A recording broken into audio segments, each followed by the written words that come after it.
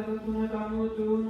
አንተ በደለኛ በመሆን በእኔም በባለቃ መሐሪ ጀርባይ ሰው የምትወድ አምላካችን እግዚአብሔር ሆይ የዓለሙን ኃጢአት የምታረቅ የወንዶችና የሴቶችን ባሮችህን ንስሐቸውን ተቀበል። የዘላለም ደህንነት የሚሆን ብርሃንን ግለጥላቸው።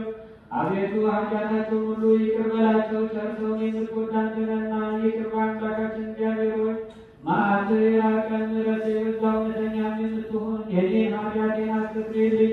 ወንዶችንና ሴቶችንም ባሮችን ሁሉ ከበደልም ከመርገምም ሁሉ አድናቸው። በቃላችን ቢሆን በሥራችን ቢሆን በሐሳባችን ቢሆን አቤቱ አንተን ብንበድል ተውልን፣ አስተስርይልን፣ አቃልልን፣ ይቅር በለን። አምላካችን እግዚአብሔር ሆይ አንተ ቸር ሰውን ውደድ ነህና አቤቱ የተፈታ ነፃ የወጣ አድርገን ወገኖችህን ሁሉ ፍታቸው። አጤ መሆን እኔም ባሪያህን ፍታኝ።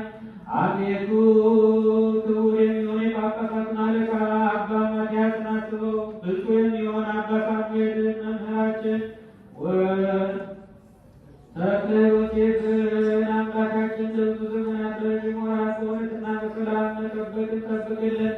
አቤቱ ሀገራችን ኢትዮጵያን ያለንባትን አሜሪካን አስባት። ከፊት ካሏትን ጠላቶቿን ፈጥና አስገዛላት። ጳጳሳቱን አለቆች ጳጳሳቱና ኤጲስቆጶሳቱን ቀሳውስቱና ዲያቆናቱን አንባቢዎችና መዘምራኑን ደናግሉንና መነኮሳቱን ጓደኞቿና አባትና ሲሞቱባቸውን ወንዶቹንና ሴቶቹን ሽማግሌዎችና ልጆቹን ክብርት በምትሆን በዚህ ቤተክርስቲያን ያሉትን ቆሙትና የቆሙትንም የክርስቲያን ወገኖች ሁሉ ክርስቶስን በማመን ናቸው። አቤቱ በቀናች ሃይማኖት ሆነው ያረፉትን አባቶቻችንና ወንድሞቻችንን ነፍሶቻችንን አስባቸውን ነፍሶቻቸውን በአብርሃምና በይስሐቅ ባጠገብ አኑር። እኛንም ከኃጢአት ሁሉ ከመርገም ሁሉ ከመበደልም ሁሉ ከክህደትም ሁሉ በሐሰት ከመማልም ሁሉ ከመገዘትም ሁሉ አድነን።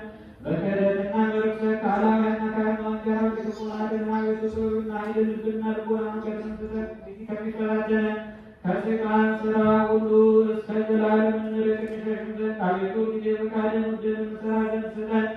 ስማችንን በመንግሥተ ሰማያት በሕይወት መጽሐፍ ከቅዱሳንና ከሰማዕታት ሁሉ ጋር ጻፍ። በጌታችን በኢየሱስ ክርስቶስ በእርሱ ያለ ክብር ላንተ ይገባል።